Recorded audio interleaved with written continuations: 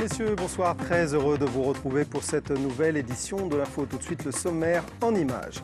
Manifestation de policiers ce midi devant la préfecture. Politique, le maire de La Flèche remet en cause l'accord entre le PS et les écologistes dans la 3e circonscription de la Sarthe. Verneuil-le-Chétif fête ce samedi les métiers de la nature. Focus sur cet institut qui forme les jardiniers de demain. Et puis, mon invité sera Jacques Gouin, comédien. Vous animez les balades dans les cités de caractère qui débutent ce dimanche à Montmirail. Vous nous en parlerez en fin de journal. Elle est importante, la colère des policiers manceaux. Ils l'ont fait savoir ce midi devant la préfecture. Mickaël Texier. Les policiers n'ont pas le droit de faire grève. Ils sont venus sur leur temps de repos se rassembler d'abord en soutien à leurs collègues de Noisy-le-Sec poursuivis pour homicide volontaire. En langage courant, c'est meurtre. Et on n'admet pas que notre collègue puisse être qualifié de meurtrier. Des meurtriers, on en connaît, des criminels sans scrupules. C'est ceux qui ont assassiné nos collègues à Chambéry et Aix-en-Provence. Ceux-là sont des meurtriers, pas notre collègue. Les policiers réclament la présomption de légitime défense. Plus largement, ils souhaitent un soutien plus appuyé de la justice. On est victime comme les autres, on a le droit de déposer plainte comme les autres. Vous déposez plainte pour simplement des rébellions ou des violences légères et que l'individu s'en sort. Vous avez un euro symbolique. Qu'est-ce que vous croyez que l'individu... voilà. Et ça se sait. Donc il y a plus, l'autorité n'est plus reconnue. Un rassemblement d'une centaine de policiers sartois qui protestent. C'est presque un tiers des effectifs du département. C'est dire le ras-le-bol qui les anime. Stop aux conditions de travail dégradées. Stop à la politique du chiffre. Il leur est de plus en plus difficile de supporter leurs conditions de travail au quotidien. C'est toute une accumulation de choses qui font qu'on en arrive à se rassembler aujourd'hui. Il y a effectivement un problème d'effectifs, mais il y a un problème de moyens, le matériel qui parfois peut être obsolète, qui ne suit pas, le problème de remplacement des véhicules aussi, voilà, tout ce qui est budgété. Il y a le commissariat qui est complètement obsolète. Pour faire face à leur charge de travail, les syndicats réclament une quinzaine de policiers supplémentaires. Et on reparle du meurtre de Bessé-sur-Bray. Mario Pinceau a été mis en examen pour homicide volontaire sur Philippe Emery. L'homme avait été battu à mort et retrouvé dans la matinée du 8 mai. L'agresseur présumé conteste les faits qui lui sont reprochés. Selon le procureur de la République, le mobile du crime n'a pas été clairement mis en évidence. Politique, les législatives s'annoncent agitées dans la 3e circonscription de la Sarthe, celle du sud-sud-est du département. C'est la candidature de l'écologiste Thierry Pradier, soutenue par le Parti socialiste dans le cadre de l'accord national passé entre les deux partis, qui est remise en cause, et ce, par le maire socialiste de La Flèche, Guy-Michel Chauveau. Karma Duquesne. Surprise, Guy-Michel Chauveau, maire de La Flèche, pourrait se présenter pour le Parti socialiste aux législatives de la 3e circonscription, en plus du candidat Europe Écologie Les Verts. Une mauvaise nouvelle pour Thierry Pradier, le candidat vert reste prudent. Pour l'instant, moi, les informations que j'ai sont toujours les mêmes et sont corroborées, validées par le niveau national. Je suis toujours le candidat pour Europe Écologie Les Verts et le Parti socialiste. Pour Guy-Michel Chauveau, sa potentielle candidature serait un souhait des militants socialistes après l'élection de François Hollande. Les militants ont souhaité, bien sûr, qu'une candidature du PS soit examinée par le Bureau national. Ce travail est en cours et nous attendons les résultats de ces discussions entre les partenaires au niveau national. Pour Béatrice Pavie-Morancet, candidate UMP à sa propre succession, ce n'est ni plus ni moins qu'un manque de courage politique. Si Guy-Michel Chauveau partait aujourd'hui, après avoir renoncé en 2002 et 2007, ce serait vraiment une ambition politicienne aujourd'hui qui ne serait pas tellement compréhensible. En 2002 et 2007, c'était plutôt un manque de courage politique. Aujourd'hui, voilà, la gauche est au pouvoir, on recommence à envisager son retour en politique. Je trouve que c'est quand même un retour. Voilà, ce serait ressortir les vieilles recettes du passé. En attendant la décision finale du PS ce lundi, c'est pour l'instant à la candidate UMP que la situation profite. Souligner sous ballon pourrait devenir un autre enjeu de la campagne des législatives en Sarthe. Les écologistes y dénoncent en effet un projet d'élevage avicole qu'ils considèrent comme démesuré. Pas moins de 4 bâtiments devraient voir le jour pour y produire 1 200 000 poulets par an.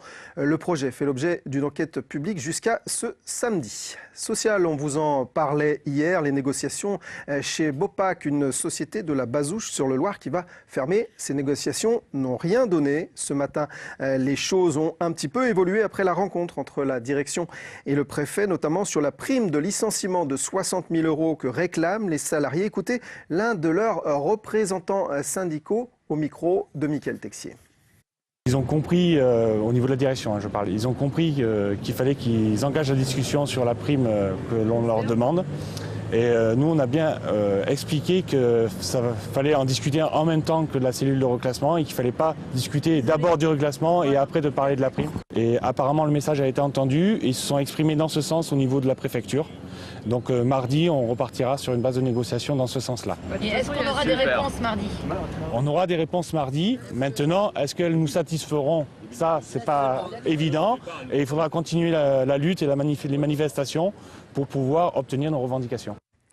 Coup de pouce des MMA à la bonne marche du stade de foot. L'assureur vient en effet d'acheter 3000 places pour le dernier match de la saison prévu vendredi prochain face à Arles-Avignon. Les places seront distribuées aux salariés de l'assureur par le CE dès la semaine prochaine. Direction le Sud-Sarthe et Verneuil, le Chétif, la maison familiale et rurale, organise demain samedi son 10e festival des métiers de la nature. C'est l'occasion pour les apprentis paysagistes de montrer leur savoir-faire. À 16 ans, ils créent déjà des jardins contemporains, comme l'a constaté Laure Girard. Maëva et Alexandre ont 2 jours pour créer un jardin contemporain de 10 mètres carrés. Même pour de futurs professionnels, l'exercice est loin d'être de tout repos. Avant la réalisation, il y a tout le travail de plan, il y a le travail de quantification, de recherche de matériaux, puis de mise en œuvre. Pour nous, le jardin, ça représente le temps qui passe, la pousse des végétaux, la durée des matériaux. Et pour matérialiser le temps, cette horloge en pavé réalisée par Maëva. En première section paysagiste, elle est la seule fille de sa classe. Ce qui la motive, la connaissance des plantes et le plaisir de travailler dehors. Et de faire un métier physique aussi? Oui, ça me dérange pas. Parce que moi, me connaissant, je ne serais pas allée dans un bureau.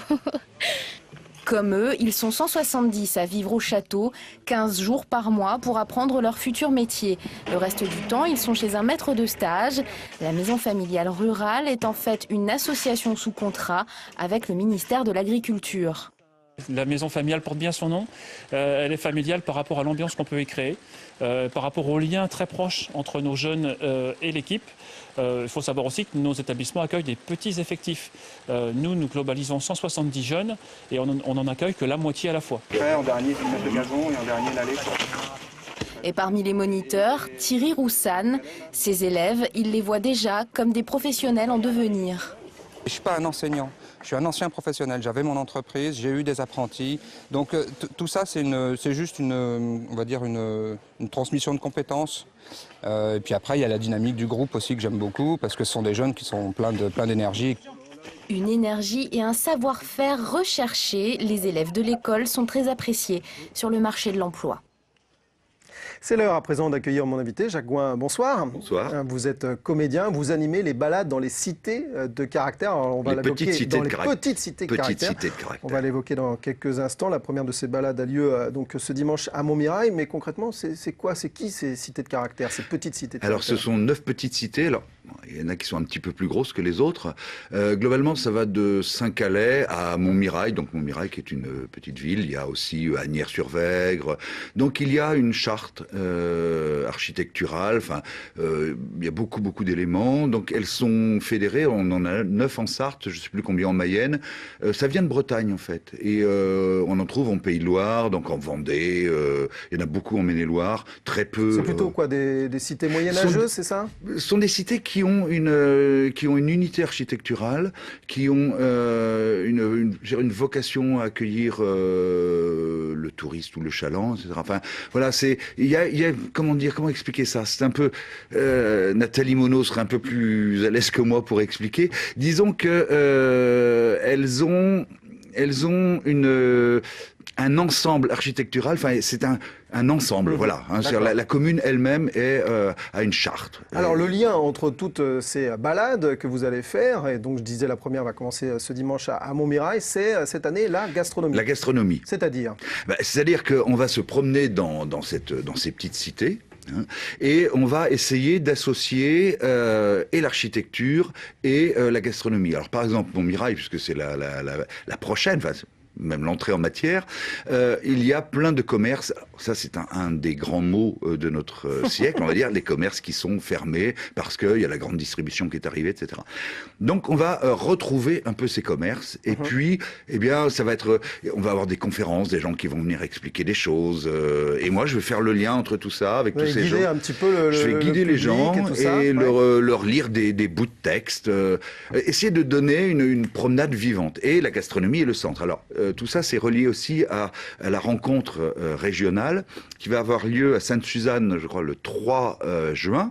Et la Sarthe y est impliquée puisqu'il y a 5 grands chefs qui vont intervenir. Et nous, c'est Jean-Yves Vermand qui ont à charge de préparer une partie du repas. D'accord. Avec des éléments, des ingrédients locaux. Alors vous disiez un peu de lecture, un peu de poésie autour de la gastronomie. Vous nous avez ramené notamment, par exemple, une petite recette de bœuf farci. Alors dites-nous quelques mots sur cette recette. Alors bon, c'est du 19e siècle. C'est une recette, on va dire, assez roborative. Vous allez voir, c'est quelque chose d'assez dense, hein, charnu. Au 19e siècle, on avait un coup de fourchette assez redoutable. Hein. Donc voilà, juste je vous lis le début. Hein, c'est alors bœuf farci, coupez 1,5 kg de filet de bœuf en tranches d'1 centimètre d'épaisseur. Sur chaque tranche, frottez avec un peu de piment d'un côté et de l'autre bardé de truffes coupées minces, mettez une tranche de lard maigre, pareil comme largeur à vos tranches de bœuf. Puis, sur les 2 tranches superposées, un lit de la préparation suivante: 2 gousses d'ail, 2 échalotes, 3 oignons moyens, une poignée de persil, une de ciboule, 2 feuilles de laurier, où va se nicher la gloire, hein, dit-on, une petite pincée de cannelle, une de gingembre, un rien de muscade râpé, un clou de girofle concassé, poivre, sel, le tout haché fin. Voilà, ensuite, il y a plein de choses qui vont arriver. Du bœuf farci qu'on pourra peut-être donc déguster à Montmirail. C'est assez lourd, mais bon. Ça a l'air en tout cas gargantueux. Alors les inscriptions, les tarifs et les renseignements, pour ça, un site internet, dimanchedecaractère.com. Mais Jacques Gouin, si je vous invitais, c'est également pour parler de l'été à la cathédrale du Mans. Vous êtes Maître Jacques, vous y jouez Maître Jacques, qui raconte un petit peu l'histoire. Concrètement. On raconte l'histoire de la cathédrale. Voilà, donc c'est un maître et ses apprentis qui vont passer un examen, en fait, pour devenir à leur tour architecte, voilà. Et eh bien, on va passer cet examen, et pour passer cet examen, ils devront répondre à des questions qui sont liées directement, soit à la cathédrale, soit à la ville du Mans, mais principalement à la cathédrale. Et on va croiser, durant ces rencontres, eh bien, on va croiser des personnages prestigieux, notamment les frères Gréban, avec un petit bout des mystères, Claudel, un texte magnifique qui a été écrit dans le texte, dans le cœur de la cathédrale. On va rencontrer aussi Joachim du Bellay, Guillaume du Bellay, son oncle, qui était un des vice-rois de Lombardie et grand ami. Bref, on convoque toutes les gloires qui ont traversé l'histoire de cette cathédrale. Voilà, on va découvrir qui sont les basiliques, ces espèces de monstres-là. Enfin, voilà, on va découvrir plein de choses. Bon, et alors, si vous avez envie justement de découvrir tout cela, c'est du 19 juillet au 1er septembre et les réservations sont déjà ouvertes au 02 43 28 17 22. Jacques Gouin, merci beaucoup d'être venu sur ce plateau. Merci. Voilà, cette édition est maintenant terminée. Tout de suite, la météo de Romuald de Besson et on se retrouve lundi, si le cœur vous en dit. Au revoir.